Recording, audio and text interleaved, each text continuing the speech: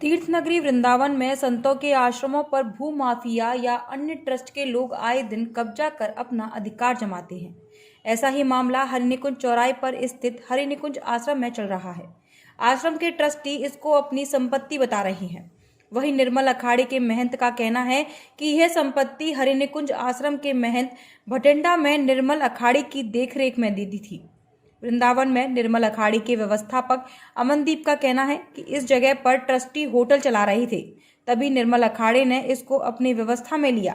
इसी बात को ध्यान में रखते हुए गुरुवार की देर से वृंदावन के संतों ने निर्मल अखाड़े के संतों के साथ बैठक आहूत की। ये जो सभी संत सभी अखाड़े के यहाँ आए हैं और मंडलेश्वर हैं, श्री महंत हैं और दिल्ली से भी हमारे यहाँ पधारे हैं, हरिद्वार से भी पधारे हैं संत। ये अखाड़े की संपत्ति है, लेकिन कुछ लोग जो पहले यहाँ सेवा करने के लिए आए थे, वो सेवा करने के लोग यहाँ जो है इस संपत्ति को अपना समझ करके इसके मालिक बन जाना चाहते हैं और वो इसके झूठे डॉक्यूमेंट्स तैयार किए हैं और उसके नाम पर ये कहते हैं कि मेरी संपत्ति है। जो इसके वास्तविक इसके मालिक हैं उनको लोग फर्जी साधु कह रहे हैं, उनको तथाकथित साधु कह रहे हैं, लेकिन उनको भी याद रखना चाहिए अखाड़ा फर्जी नहीं होता और ये अखाड़े की संपत्ति है और उनको ये याद रखना चाहिए कि इसमें यदि वो करेंगे तो मात खाएंगे और इनको इज्जत के साथ इस संस्था से जैसे रहना चाहते हैं तो सेवक की तरह आएँ, हाथ जोड़ें, पैर दबाएं, थाली उठाएं, झाड़ू लगाएं और मालिक बन के रहना चाहते हैं, आना चाहते हैं तो यहाँ वो नहीं आ सकते, नहीं रह सकते। जैसा महाराज जी कि निर्मल अखाड़े की जगह बताई जा रही है और आप वृंदावन में एक साधु समाज का अच्छा प्रतिनिधित्व करते हैं, तो जैसे निर्मल अखाड़े की जो अभी 2 दिन पहले झगड़ा हुआ था, तो निर्मल अखाड़े की ही जगह है। हाँ, निर्मल आप कानूनी दृष्टि से दोनों आप साथ रख लीजिए, दोनों कागज, उनके भी कागज हमारे भी कागज साथ रख लीजिए। आप निर्णय कर लीजिए कि कौन सा कागज सही है, उसके बाद मानिए।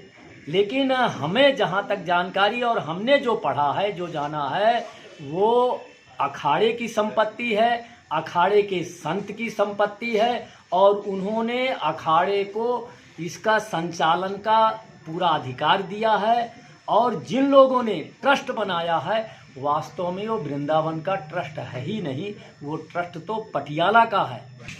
पहले मैं सभी आए हुए महंतों को चरणों प्रणपात करता हूँ। आपको समझना चाहिए हमारे साधु का परंपरा चलता है, गृहस्थी परंपरा नहीं चलता है। एक नाद सृष्टि है, एक बिंदु सृष्टि है। नाद सृष्टि में गृहस्थ परंपरा चलता है और नाद सृष्टि में गुरु परंपरा चलता है। मुकुंद हरि जी उदासीन संप्रदाय के निर्मल संप्रदाय के थे और निर्मल संप्रदाय के शरीर छूटने के बाद हमारे यहाँ बेटा की संपत्ति बाप के बेटा का होता है, आपके यहाँ होता है। तो हमारे यहाँ जो महंत शरीर छोड़े उसका संपत्ति जो संप्रदाय का है उसी शिष्य का होता है। तो हमारे निर्मल संप्रदाय के जो हमारे श्री महंत हैं, निर्मल संप्रदाय के जो अध्यक्ष हैं हमारे पूरे समाज के, वो हैं श्री स्वामी ज्ञानदेव जी महाराज। स्वामी वामदेव जी के साथ में रहे, हम लोग के साथ में खूब भिक्षा किए, घूमे, तो ये उस संप्रदाय का है। इसलिए गृहस्थ को चाहिए या संतों की सेवा करना चाहिए और वो नौकर बन के रहना चाहिए। मालिक बन करके रहेगा कैसे रह सकता है। उत्तर प्रदेश आंगनबाड़ी संघ एवं भारतीय महिला फाउंडेशन के तत्वाधान में शुक्रवार को राष्ट्रपति व उत्तर प्रदेश सरकार के नाम जिलाधिकारी को एक ज्ञापन दिया गया। ज्ञापन के माध्यम से उन्होंने मांग की है कि विगत दिनों बदायूं जिले में आंगनबाड़ी सेविका के साथ दुराचार के बाद निर्मम हत्या कर दी थी, जिसके विरोध में दर्जनों आंगनबाड़ी कार्यकर्ती जिलाधिकारी कार्यालय पहुंची और विरोध प्रदर्शन करते हुए नारे लगाए। वहीं आंगनबाड़ी कार्यकर्तियों ने ज्ञापन के माध्यम से यह मांग की है कि पीड़ित आंगनबाड़ी सेविका के परिवार को 50 लाख रुपए का मुआवजा दिया जाए व दुराचार के आरोपियों का मुकदमा स्पेशल कोर्ट में चलाया जाए और 6 महीने के अंदर उनके खिलाफ कठोर कार्रवाई करते हुए आरोपियों को फांसी भी दी जाए।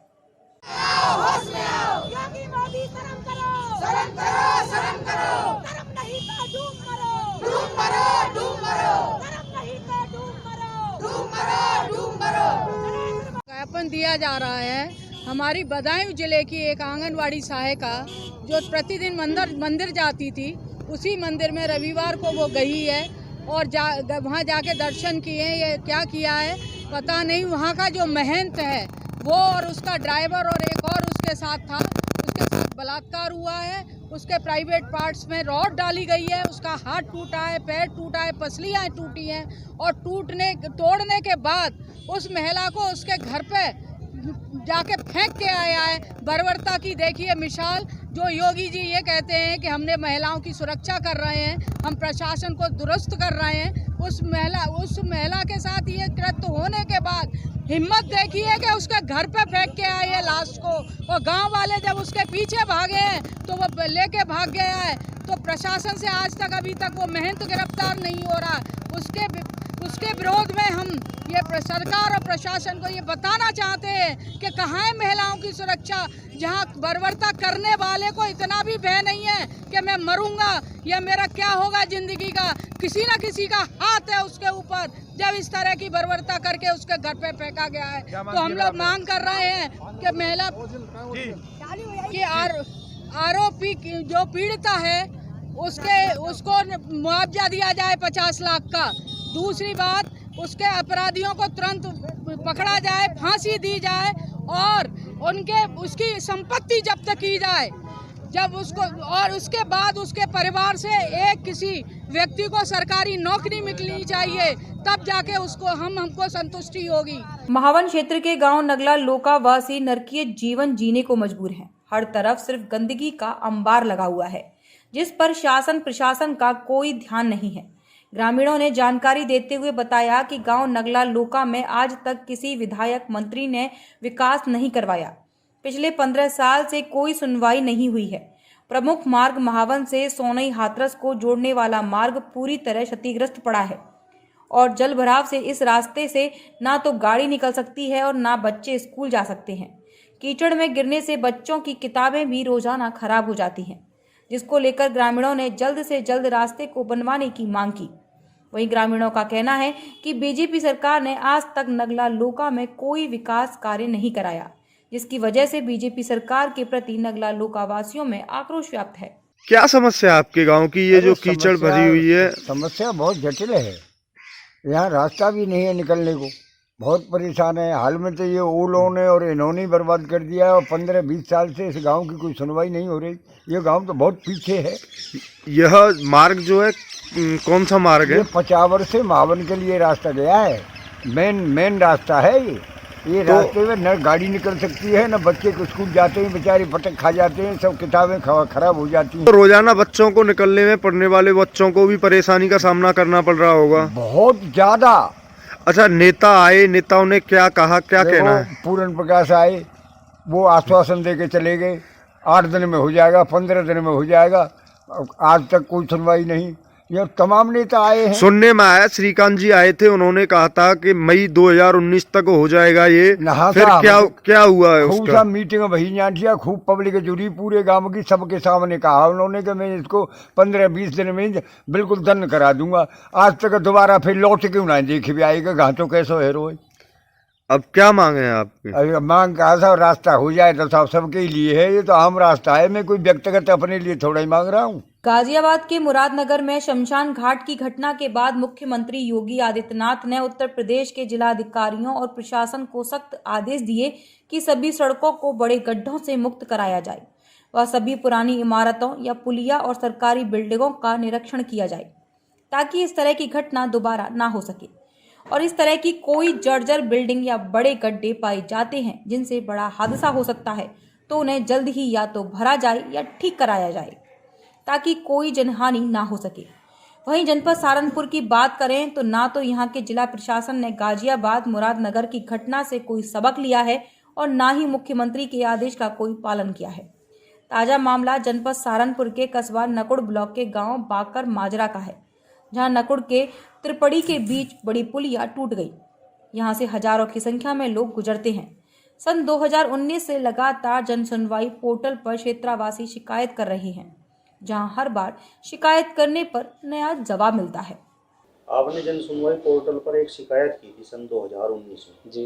एक पुलिया की खस्ता हालत को लेकर, जी तो उसमें क्या प्रक्रिया है, कोई प्रोग्रेस है या नहीं है, बताइए। नहीं, कोई प्रोग्रेस नहीं है। मैंने नवंबर 2019 में एक मुख्यमंत्री जन सुनवाई पोर्टल पर मैंने शिकायत दर्ज कराई थी कि हमारे बच्चों की गाड़ी यहाँ से निकलती है, कई सारे स्कूलों गाड़ियाँ यहाँ निकलती है इसे पुलिया से, और बहुत सारे किसानों की जो गन्ने की जो बुग्गी ट्राली यहाँ से निकलती है यहाँ से, और भी ये लिंक रोड है, मुख्य मार्ग है गाँव को जोड़ने वाला। तो इस पर जो है ना ये पुलिया आधी टूटी हुई है। इसके रिगार्डिंग मैंने शिकायत दर्ज कराई थी और मुझे आश्वासन मिला था कि इसके लिए 10,53,000 रुपये मंजूर हो गए हैं। मेरे पास PWD से फ़ोन भी आया था कि जल्द ही इस पर निर्माण कार्य शुरू होगा। तो मैंने लगभग 1 साल तक वेट किया कि कोई निर्माण कार्य होगा। मैं आश्वासन में था कि जब मुख्यमंत्री पोर्टल पर शिकायत की गई है और मेरे पास फ़ोन भी आया है, ज़रूर कार्यवाही होगी इस पर कुछ ना कुछ, लेकिन कोई कार्यवाही नहीं हुई। मैंने दोबारा फिर अक्टूबर 2020 में शिकायत दर्ज कराई, तो मेरे पास उसका जवाब आया कि यह प्रपोजल जो ये प्रोजेक्ट था, यह प्रोजेक्ट जो है ना प्रधानमंत्री ग्राम सड़क योजना को हस्तांतरित कर दिया गया और अब इस पर कार्रवाई जो है ना प्रधानमंत्री ग्राम सड़क योजना के जो अधिकारी होंगे वही कार्रवाई करेंगे इस पर। मैंने फिर 2 महीने बाद शिकायत दर्ज कराई दिसंबर 2020 में, तो उसमें मेरे पास जवाब आया कि इसके लिए धन की व्यवस्था भी नहीं है, ये प्रस्ताव मंजूर नहीं हुआ है, जबकि 2019 में कहा गया था कि प्रस्ताव मंजूर हो चुका है, ये प्रोजेक्ट के लिए धनराशि मंजूर हो गई है। लेकिन दिसंबर 2020 में ये जवाब आया कि अभी इस पुलिया के मार्ग की स्वीकृति नहीं है इस पुलिया के निर्माण के लिए, और जल्द ही इस पर कोई कार्रवाई होगी। लेकिन मुझे लगता नहीं है कोई कार्रवाई होगी, सिर्फ टाल मटोल करने वाली बात है। और जिस प्रकार अभी वो मुरादनगर में जो दुर्घटना हुई, कहिए उसको दुर्घटना हुई है और बहुत से व्यक्ति उसमें मारे गए हैं, तो यहाँ पर भी कोई ऐसा हादसा हो सकता है, तो कौन जिम्मेदार होगा इसके लिए। मैंने अपना कार्य पूरा किया है, एक जिम्मेदार नागरिक होने के नाते मैंने अपना फ़र्ज पूरा किया है। आगे मुख्यमंत्री जी से मेरा आग्रह है और प्रधानमंत्री जी से मेरा आग्रह है कि जल्द ही इस पर कोई कार्रवाई की जाए। बेहट तहसील प्रशासन और खनन विभाग का बड़ा कारनामा सामने आया है। तहसील प्रशासन और खनन विभाग ने हाई कोर्ट व सुप्रीम कोर्ट के आदेशों का उल्लंघन करते हुए बिना जांच किए 132 की जमीन पर खनन पट्टे जारी कर दिए। मामला मुख्यमंत्री दरबार में पहुंचा तो स्थानीय स्तर से लेकर जिला प्रशासन तक हड़कंप मच गया।